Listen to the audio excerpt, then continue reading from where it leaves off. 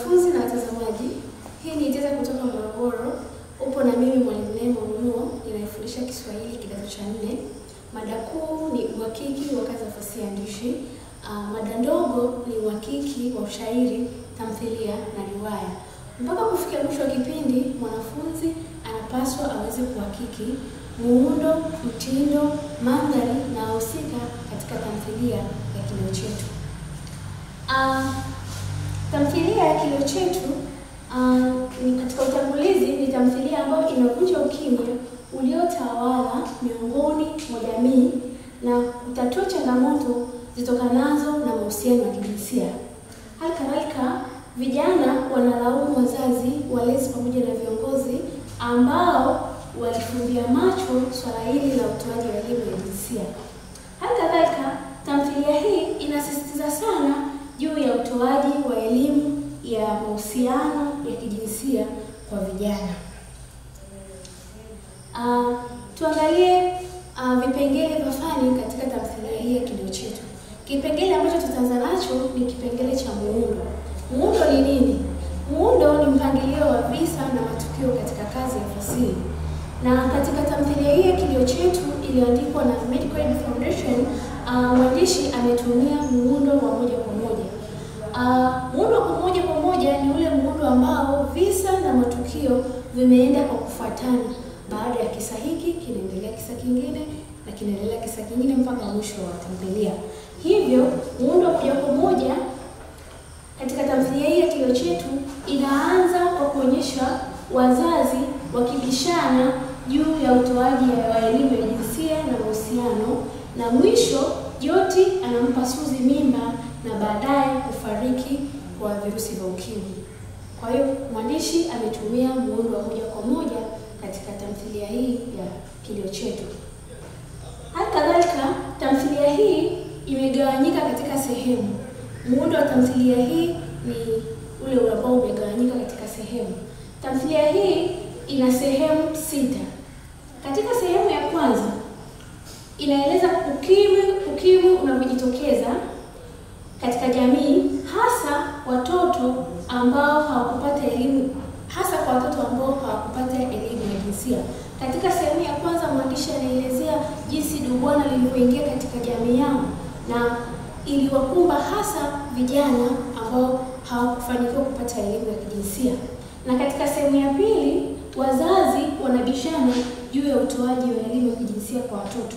Hapa tunamwona mhusika Mama Suzi anasema ni kinyume cha maadili kuwapatia watoto elimu ya kijinsia, lakini Baba Ana anaunga mkono hoja ya utoaji wa elimu ya jinsia kwa watoto.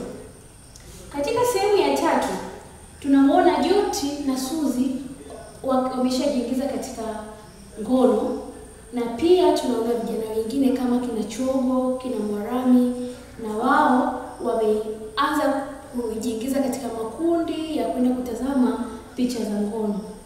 Katika sehemu ya 4 tunaona Joti anajiingiza katika mahusiano na wasichana wengi. Wasichana hao ni kama vile kina Gelda, Yolanda na Chausiku. Pia sehemu hii ya 4 inamuelezea Ana aliyepata elimu ya kijinsia jinsi alivyoweza kukabiliana na vishawishi. Hiyo ni sehemu ya 4. Katika sehemu ya 5 tunaona Suzi anapata mimba na kubaki njia panda. Na sehemu ya mwisho ambayo ni sehemu ya 6, tunaona Joti anakufa kwa virusi vya ukimwi na kumwacha Suzi akiwa na ujauzito na pia akiwa na virusi vya ukimwi. Kwa hiyo muundo wa tamthilia hii umegawanyika katika sehemu 6. Kipengele kingine cha fani katika kitabu hiki cha tamthilia Kilio Chetu ni mtindo. Mtindo ni nini? Mtindo ni namna ambavyo msanii amejaribu kujitofautisha yeye na wasanii wenzake. Wasanii wote wanaweza kuandika kazi zinazofanana, pengine wakaelezea yote maudhui ambayo yanapatikana katika jamii, lakini mtindo ndio kitu kinachoweza kumtofautisha msanii mmoja na msanii mwingine. Katika tamthilia hii ya Kilio Chetu iliyoandikwa na Medical Aid Foundation, mwandishi ametumia mtindo wa dialojia. Dialojia ni majibizano ya wahusika wawili au zaidi. Hivyo tunaona katika tamthilia hii kulikuwa kuna majibizano kati ya wahusika mbalimbali kama kina Suzi, Mama Suzi, Ana, Joti, Mwarabu na wahusika wengine. Alikadhalika mwandishi ametumia mtindo wa monolojia. Monolojia imetumika japokuwa sio kwa kiasi kikubwa. Monolojia ni mtindo wa masimulizi. Mwandishi anajaribu kutoa masimulizi kwa kiasi katika kazi yake. Na pia mtindo mwingine uliotumika ni masimulizi ya kiingano. Kwa mfano, katika ukurasa wa kwanza tunaweza kumuona mtambaji anapoanza kazi yake kwa lugha ya masimulizi. Mfano anasema hapo zamani za kale. Kwa hiyo pia katika tamthilia hii mtunzi ametumia mtindo wa ngano masimulizi.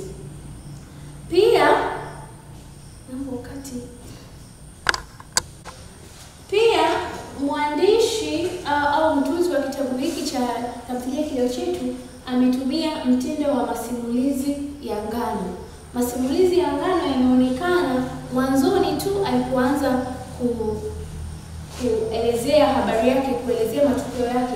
Ameanza kwa hapo zamani za kale. Mara nyingi tunaona mwanzo huu ni mwanzo ambao unaanza kwenye hadithi, lakini mwandishi amejaribu kutofautisha na waandishi wengine, yeye kwa kuanza kazi yake kwa mtindo huu wa kingano. Mwandishi pia ametumia matumizi ya nyimbo. Mwandishi ametumia matumizi ya nyimbo katika kufikisha ujumbe wake katika jamii. Hapa tunamuona Ana anaimba wimbo. Katika ukurasa wa 29 ukifuatilia utaona msichana Ana anaimba wimbo wake kwamba, na nukuu, Ana, mie niacheni. Msichana mdogo bado nasoma, niacheni mie. Kwa hiyo mwandishi amejaribu kutumia nyimbo kama sehemu ya mtindo wake kwa lengo la kuweza kufikisha kile alichokikusudia kwa jamii. Kipengele kingine cha fani ambacho tutakijadili katika tamthilia hii ni wahusika. Wahusika ni nani? Fikiria kwa makini, wahusika ni watu gani? Wahusika ni watu au viumbe vinavyotumika katika kazi ya fasihi ili kuweza kufikisha ujumbe kwa jamii. Ni viumbe au watu au vitu vinavyotumika katika tamthilia au katika kazi yoyote ya fasihi kwa lengo la kuweza kufikisha ujumbe kwa jamii. Na kuna aina mbili za wahusika ambao tutaangalia leo. Wahusika wakuu na wahusika wadogo. Wahusika wakuu ni wale wahusika ambao wanajitokeza mwanzo mpaka mwisho wa kazi ya fasihi, na wahusika wadogo ni wale wahusika ambao wanawasaidia wahusika wakuu katika kuweza kufikisha ujumbe au lile lengo lililokusudiwa na mwandishi kwa hadhira yake. Kwa kuanza kujadili wahusika wakuu katika tamthilia Kileo Chetu, wahusika wakuu tutakao wajadili ni wawili ambao ni Joti na Suzi. Tuanze kuangalia mhusika mmoja baada ya mwingine. Kwa kwanza na mhusika Joti. Mhusika Joti ni mhusika mkuu ambaye alikuwa ni mwanafunzi wa shule ya msingi. Joti pia ni miongoni mwa vijana waliokosa elimu ya jinsia na mahusiano. Pia Joti alijiingiza katika mapenzi na wasichana wengi na wakubwa kuliko yeye, tukimrejelea Chausiku. Na pia Joti alimpa mimba Suzi na kufariki kwa virusi vya ukimwi. Hizi ni sifa au ni wasifu wa mhusika Joti.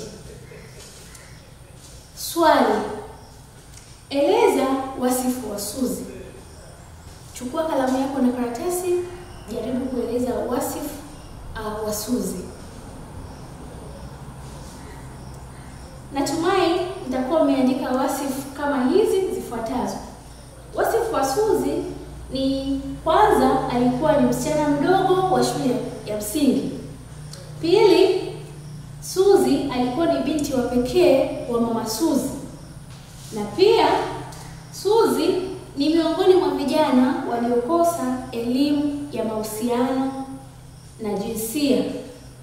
Na mwisho, Suzi ni mhusika ambaye alijiingiza katika mahusiano ya kimapenzi na Joti na kusababisha kupata mimba na virusi vya ukimwi. Huu ni wasifu wa Suzi. Twende moja kwa moja sasa tukaendelee kuangalia wasifu kwa wahusika wadogo. Tuanze na Mama Suzi. Mama Suzi ni mzazi wa Suzi. Pia ni miongoni mwa wazazi walioshikilia mila na desturi za zamani. Anaamini watoto wadogo hawawezi kupata ukimwi, na pia haungi mkono hoja ya kuwapa watoto elimu ya jinsia na mahusiano. Mama Suzi ni miongoni mwa wahusika ambao walikuwa wanaona kwamba kwa kumpatia mtoto elimu ya jinsia na mahusiano ni kufundisha mtoto umalaya.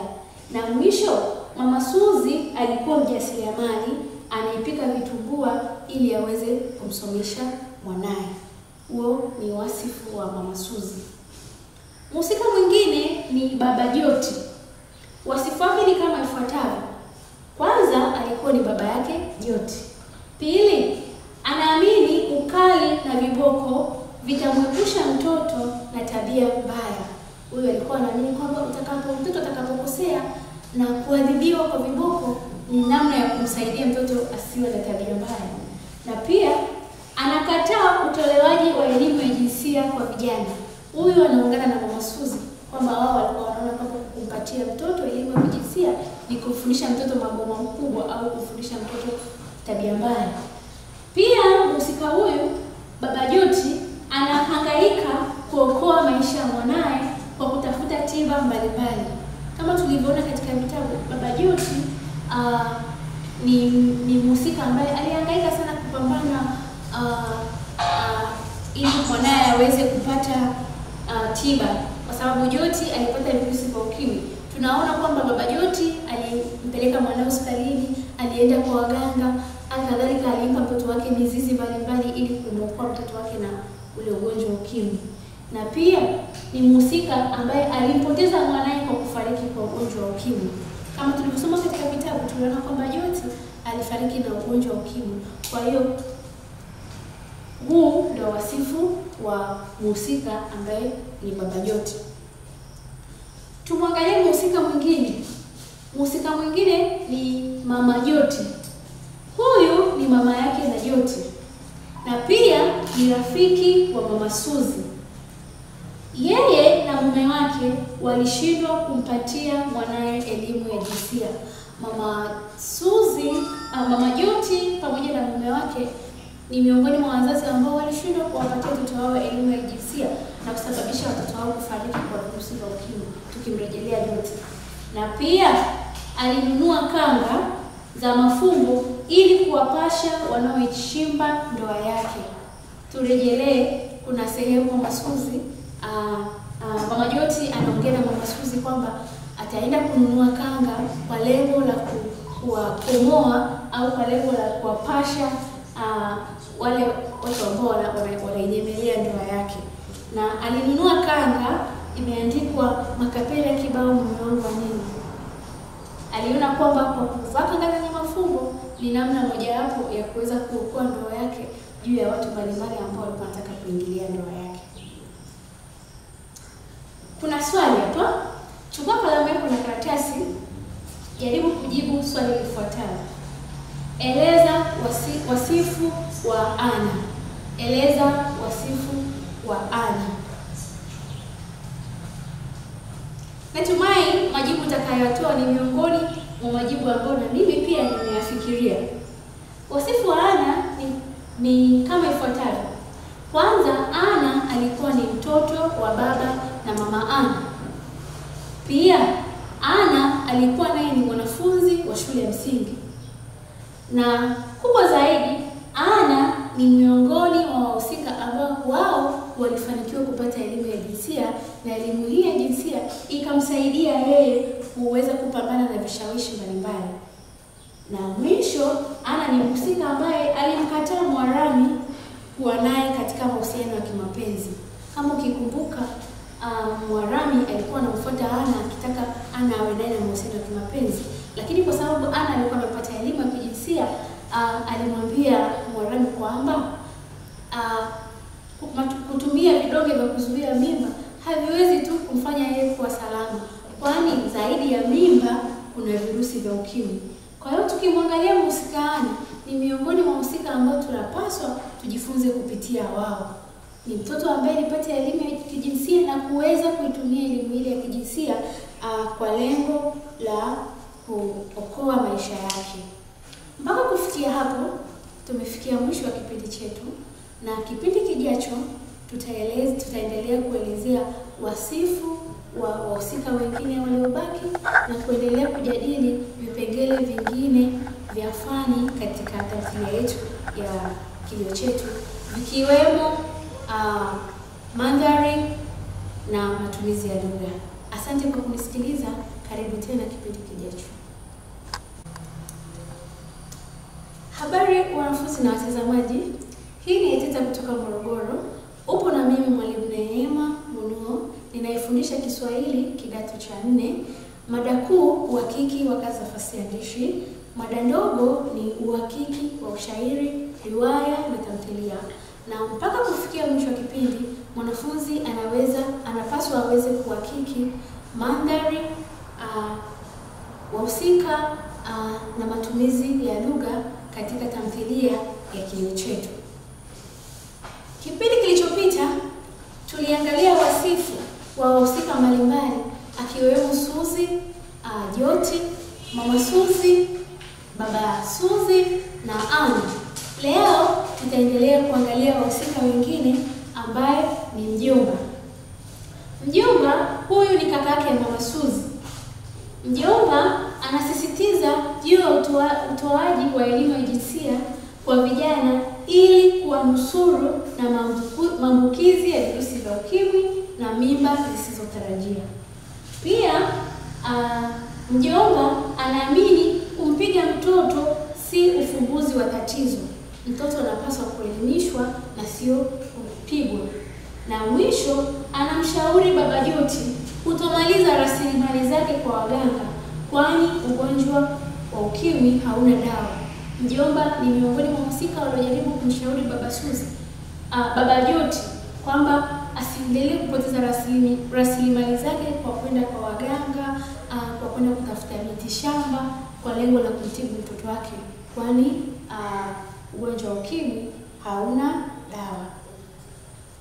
Mhusika mwingine tutakayemjadili kwa leo ni Mama Ana. Kwanza, huyu ni mama yake na Ana na pia ni mume wa Baba Ana.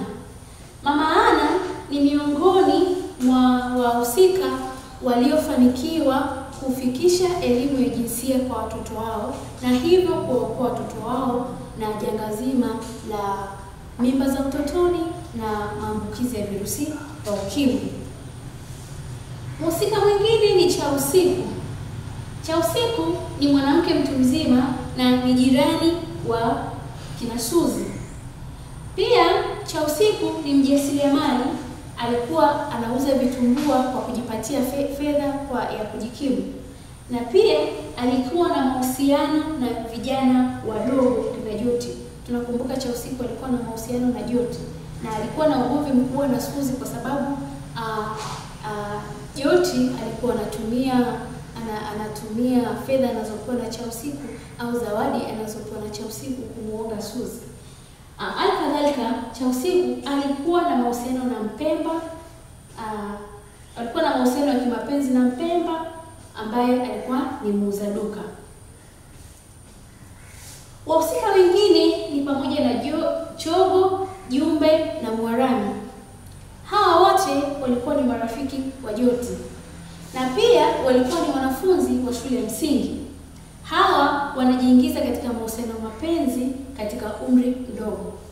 Na pia hawa walikuwa na tabia ya kwenda kwenye vibanda vinavyoonyesha sinema ya ngono. Mpaka hapo tumefikia mwisho wa kujadili wasifu wa wahusika mbalimbali. Sasa kwa pamoja tuende katika kipengele kingine cha mandhari. Chukua kalamu yako na karatasi. Jaribu kufikiria mandhari katika fasihi ni nini? Mandhari ni sehemu ambayo kazi ya fasihi inatendeka. Ni sehemu au eneo ambalo kazi yoyote ya fasihi inatendeka. Mandhari hiyo inaweza ikawa nyumbani, kanisani, shuleni, msikitini na sehemu yoyote. Na katika kitabu hiki cha tamthilia Kilio Chetu kilichoandikwa na Medical Aid Foundation, mwandishi ametumia mandhari ya mjini. Tunasema mwandishi ametumia mandhari ya mjini kwamba katika miji mingi ndipo vitu kama sinema za ngono wanaonyesha, tofauti na maeneo ya vijijini. Maeneo ya vijijini sehemu nyingine hata umeme hamna.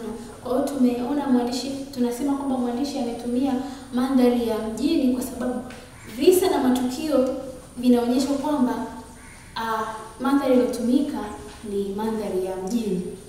Pia ametumia mandhari ya nyumbani. Mandhari ya nyumbani tukimaanisha kwamba matukio mengi yalikuwa yanafanyika katika mazingira ya nyumbani. Tukiangalia mfano wakati Mama Suzi na Mama Joti wanaongelea habari za Fausta, walikuwa nyumbani. Wakati pia Suzi anakamatwa na vidonge vya kuzuia mimba, ilikuwa ni mandhari ya nyumbani.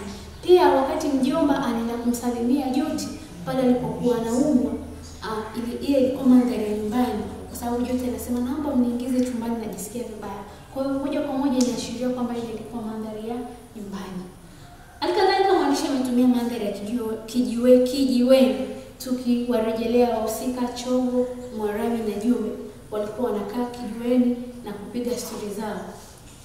Hivyo hizi ni mandhari ambazo msanii amezitumia kwa lengo la kuweza kufikisha kile alichokikusudia kwa hadhira yake.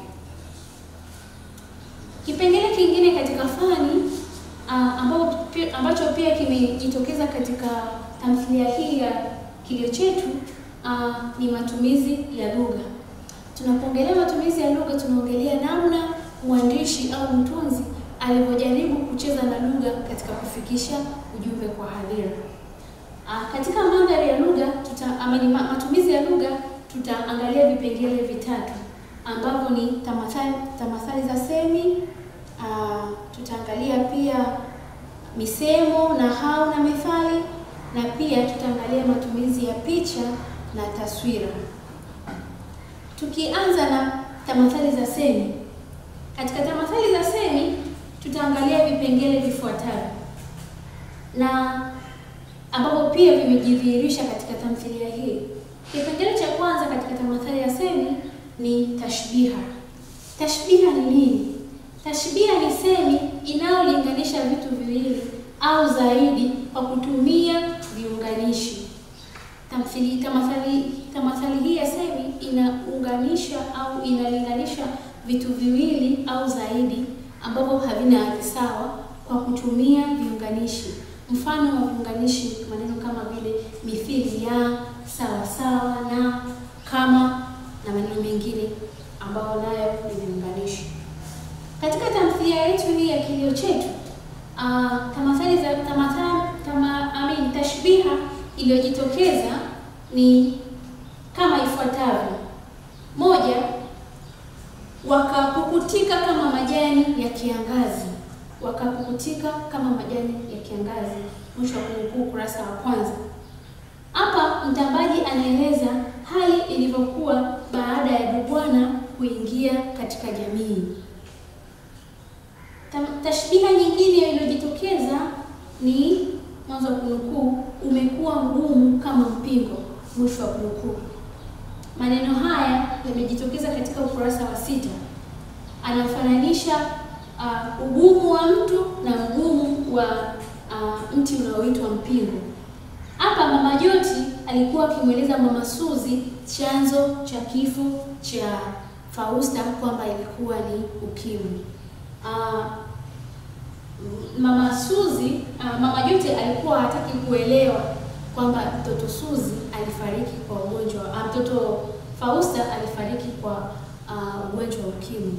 Hivyo Mama Suzi alikuwa anamwambia Mama Joti, usiwe usiwe mgumu kama mpingo, kwamba alifananisha mpingo na mti wa mpingo na ule ugumu aliopata katika kumwelekeza mama Joti juu ya kifo cha Fausta. Pia kuna matumizi ya sitiari. Sitiari ni tamathali ya semi ambayo hulinganisha vitu ama watu bila kutumia viunganishi. Ni kinyume cha tashbiha. Hapa unalinganisha vitu ama watu bila kutumia viunganishi. Tuangalie katika ukurasa wa 10. Anasema, wewe mbwa mweusi. We mbwa mweusi, mwisho wa kunukuu. Mama Suzi alimtukana mwanae Suzi alipovikuta vidongo vya kuzuia mimba katika begi la shule la mwanae. Ni kweli kwamba Suzi sio mbwa mweusi, lakini mama Suzi alimlinganisha Suzi na mbwa mweusi. Ukiangalia neno we mbwa mweusi, alimfananisha bila ya kutumia kiunganishi. Ndio maana tunasema neno hili ni sitiari. Pia kuna matumizi ya takriri. Takriri ni ile hali ya kurudia maneno, sauti au silabi kwa lengo la kuonyesha msisitizo. Tuangalie katika mfano ufuatao. Anasema vifo vikawazoa, ukurasa wa 3. Hapa mtambaji alielezea jinsi watoto waliokosa elimu ya kijinsia na elimu ya mahusiano jinsi walivyofariki baada ya bwana kuingia katika jamii yao. Kwa hiyo ametumia neno vikawazoa, yaani kwa namna gani watoto walikufa. Anazidi kuonyesha msisitizo wa kurudia hilo neno vikawazoa. Kadhalika mwandishi ametumia tanakali sauti katika kuipamba kazi yake. Tanakali sauti inajikita katika kuiga sauti na milio mbalimbali katika fasihi. Inaiga sauti na milio mbalimbali katika kazi ya fasihi. Ukiangalia katika ukurasa wa 18 utakutana na neno au sauti pwi. Hapa Joti alikuwa anawadisia marafiki zake jinsi ambavyo moyo wake ulipita baada ya kumuona Suzi ambaye alikuwa akimsubiri kwa muda mrefu dukani. Anafananisha maneno haya na sauti ya jinsi moyo wake ulivyokuwa unapita. Moyo wake ulivyokuwa unadunda alipomuona Suzi. Kwa hiyo hapa ni mwigo wa sauti ya moyo, na anafananisha anarejelea jinsi moyo wake ulivyokuwa unapita baada ya kumuona Suzi. Pia mwandishi amepamba kazi yake kwa matumizi ya tafsida. Tafsida ni tamathali ya semi ambayo hupunguza ukali wa maneno katika sanaa. Inapunguza ukali wa maneno katika sanaa. Ukienda katika ukurasa wa 5 utakutana na maneno kama kafa kwa kukanyaga nyayo. Hapa mama Suzi alikuwa akimweleza mama Joti juu ya kifo cha Fausta aliyekufa kwa virusi vya ukimwi.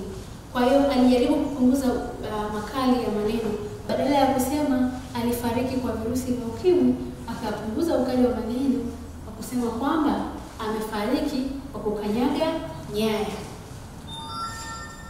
Mwandishi pia ametumia mubalagha. Mubalagha ni tamathali ya semi ambayo huongeza chumvi katika maneno yake.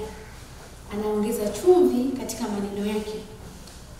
Katika ukurasa wa 5 mama Suzi ametumia neno kama mtu si mtu, kizuka si kizuka. Mtu si mtu, kizuka si kizuka. Hapa mama Suzi alikuwa anaelezea muonekano wa Fausta katika jeneza. Wanasema Fausta alikufa kwa virusi vya ukimwi.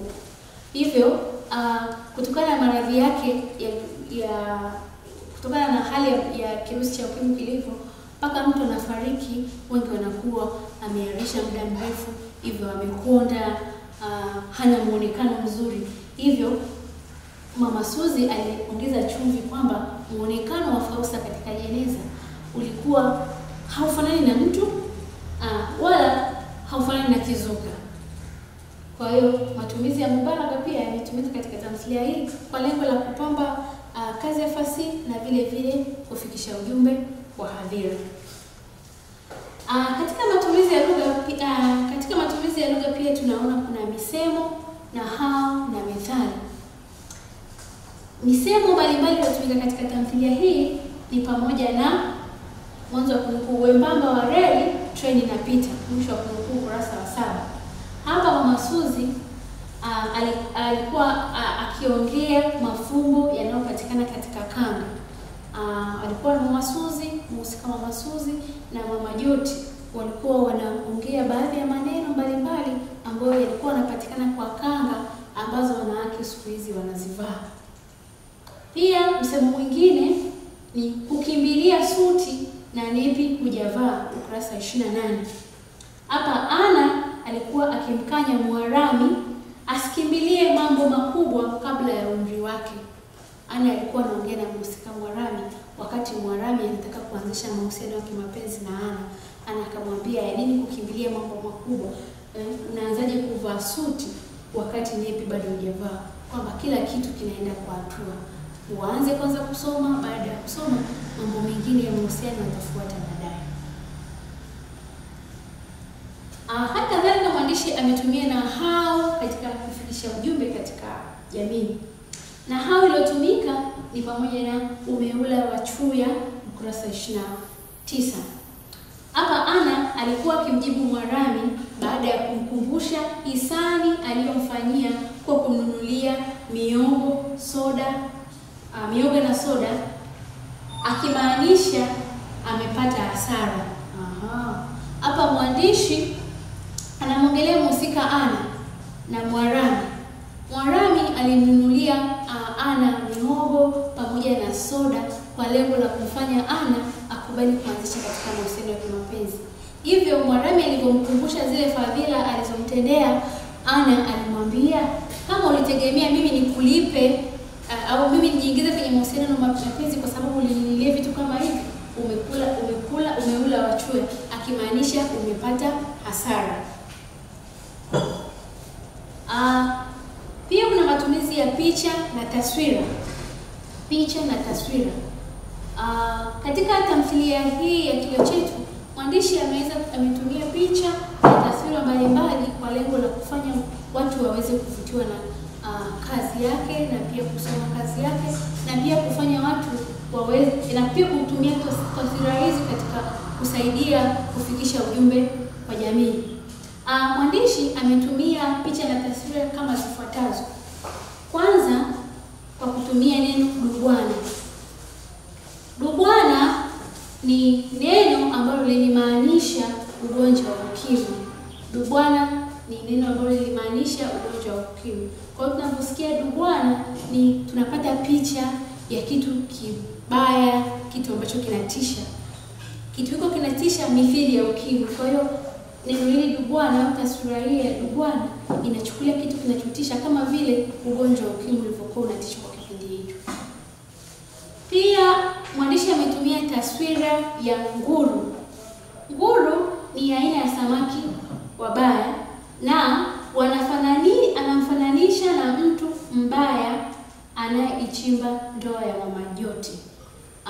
Kama tujua, nguru ni miongoni mwa samaki ambao hana muonekano mzuri au ni samaki mbaya. Na neno nguru lilitumika katika tamthilia hii ya Kilio Chetu pale ambapo Mama Joti aliwafananisha wale watu wanaoichimba ndoa yake na huyu samaki ambaye anaitwa nguru. Alisema atanunulia kanga zenye maandishi kwamba makapera kibao mume wangu wa nini, ili kukomesha nguru wanaoinyemelea ndoa yake. Pia mwandishi ametumia picha au taswira ya kinyago. Kama tunavyoelewa, kinyago ni picha ya kitu ambacho hakivutii, sio kizuri kwa wakati mwingine, hakina uhalisia. Hivyo neno kinyago lilitumiwa na Chausiku na alimuita Suzi kinyago. Pale ambapo Chausiku alikutana na Joti akiwa anaongea na Suzi, Chausiku alimuuliza Suzi, unaongea nini wewe na kinyago chako. Kwa hiyo tunaposikia neno kinyago tunapata picha ya kitu ambacho hakina uhalisia sana. Na mwisho kabisa, mwandishi ametumia picha au taswira ya kizuka. Ametumia picha au taswira ya kizuka. Kizuka ni kitu kama mzimu. Kwa hiyo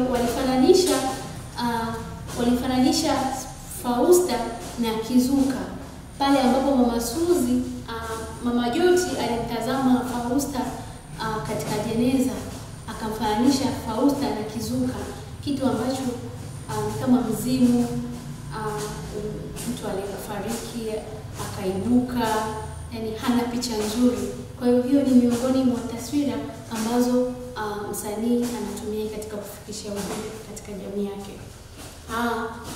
Tumeona, kwa kuhitimisha, tumeona matumizi ya lugha, muundo, mtindo, mandhari, wahusika na vipengele vingine vya fani, jinsi msanii au mtunzi wa tamthilia hii ya fasihi ya Kilio Chetu alivyotumia katika kufikisha ujumbe wake katika jamii. Na msanii amejaribu kutumia vipengele vyote hivyo kwa lengo la kumsaidia msomaji aweze kuvutiwa na kazi yake na kuweza kuisoma vizuri, na kazi yake kuweza kueleweka vizuri, na mwisho wa siku kile ambacho amekikusudia kukifikisha kwa jamii yake iweze kuwa. Hivyo basi, mpaka hapo tumefikia mwisho wa kipindi chetu. Kipindi kijacho tutaangalia vipengele vya maudhui katika tamthilia yetu ya Kilio Chetu. Asante kwa kunisikiliza. Karibu tena kipindi kijacho.